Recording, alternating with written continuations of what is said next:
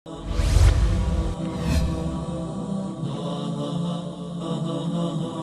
اصل میں کسی ایک خاص مقام سے درس قرآن کی بجائے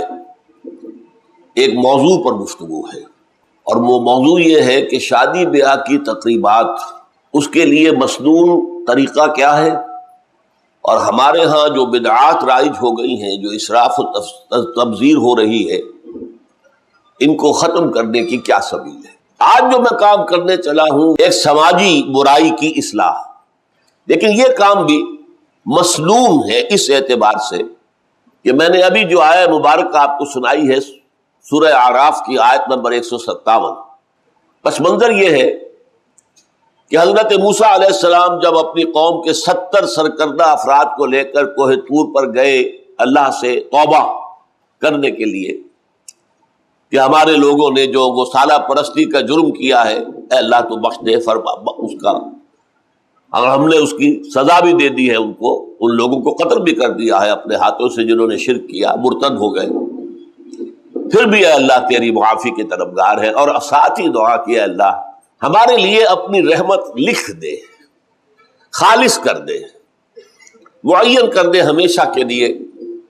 کہ ہمارے شامل حال تیری رحمت رہے گی۔ اللہ نے اس کا جواب دیا، میری ایک رحمت تو عام ہے اور وہ پوری دنیا ہر شے اس کے ساتھ شامل ہے، اس کا وجود ہی میری رحمت کی بنیاد پر ہے، لیکن میری ایک خاص رحمت ہے، وہ میں نے ان لوگوں کے لیے مخصوص کر دی ہے جو میرے رسول نبی امی پر ایمان لائیں گے، ان کی پیروی کریں گے، جن کا ذکر وہ موجود پائیں گے لکھا ہوا اپنی کتاب میں، تورات میں اور انجیل میں، اور وہ جب آئیں گے تو کیا کام کریں گے۔ یہ 3 جوڑے ہیں جن کی طرف توجہ دلانا چاہتا ہوں۔ یامرہم بالمعروف وینہاہم عن المنکر، پہلے تو یہ کہ وہ نیکی کا حکم دیں گے، بدی سے روکیں گے۔ دوسرے یحل لہم الطیبات ویحرم علیہم الخبائث، ان کے لیے پاکیزہ چیزوں کو حلال ٹھہرائیں گے اور ناپاک چیزوں کو، گندی چیزوں کو حرام فرما دیں گے۔ تیسری بات وَيَضَعُ عَنْهُمْ إِصْرَهُمْ وَالْأَغْلَالَ الَّتِي كَانَتْ عَلَيْهِمْ، اور ان کے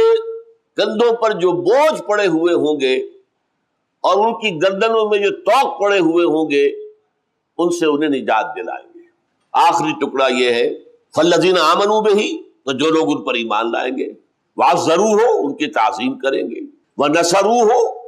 اور ان کے مشن میں ان کے دست و بازو بنیں گے، مدد کریں گے، وَاتَّبَعُوا النُّورَ الَّذِي أُنزِلَ مَعَهُ،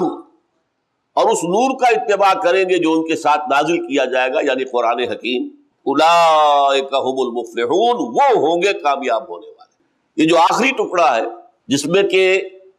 ہر مسلمان کے حضور کی نسبت سے 4 فرائض سامنے آئے، فالذین آمنوا بہ، ایمان، وعزروہ، تعظیم، ونصروہ، اور ان کی مدد کریں، یعنی ان کے مشن میں ان کے دست و بازو بنے، واتبعوا النور الذی انزل معہ، اور اس نور کا اتباع کریں جو ان کے ساتھ نازل کیا جائے گا، یعنی قرآن حکیم۔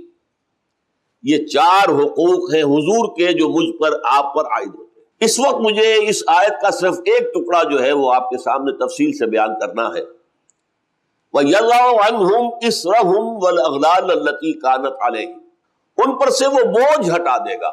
اسر ایسے بوجھ کو کہتے ہیں، حمل ایسا بوجھ ہے جسے لے کر انسان چل سکے، اس لیے حمال کہتے ہیں،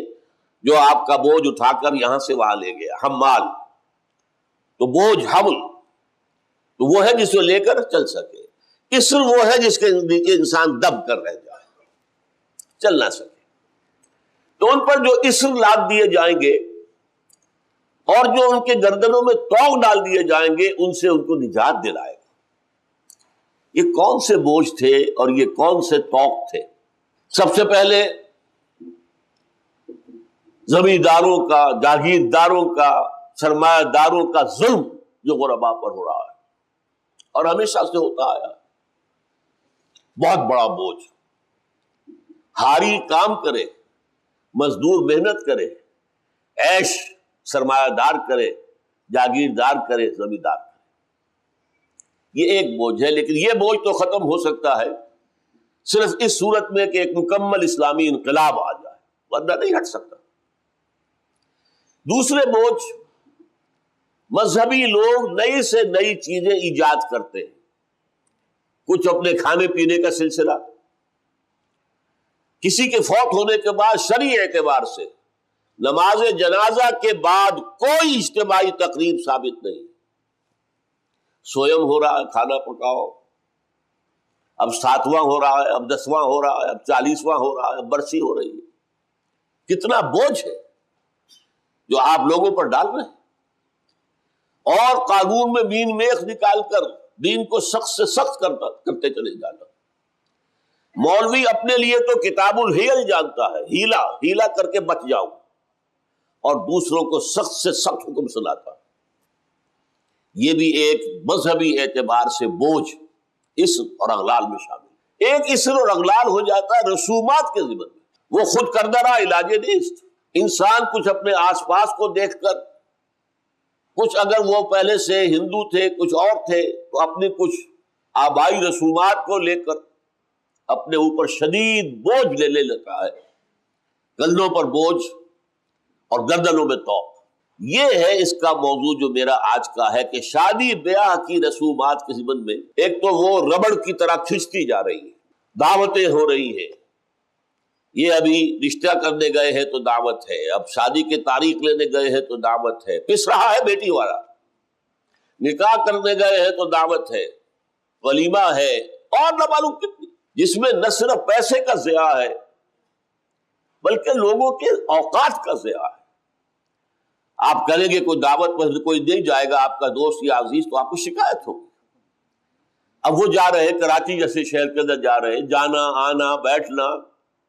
اور ابھی دسترخوان نہیں کھلا ہے، ابھی فلاں نہیں آئے ہیں، ابھی فلاں نہیں آئے ہیں، یہ سارا وقت، اینڈ ٹائم از منی۔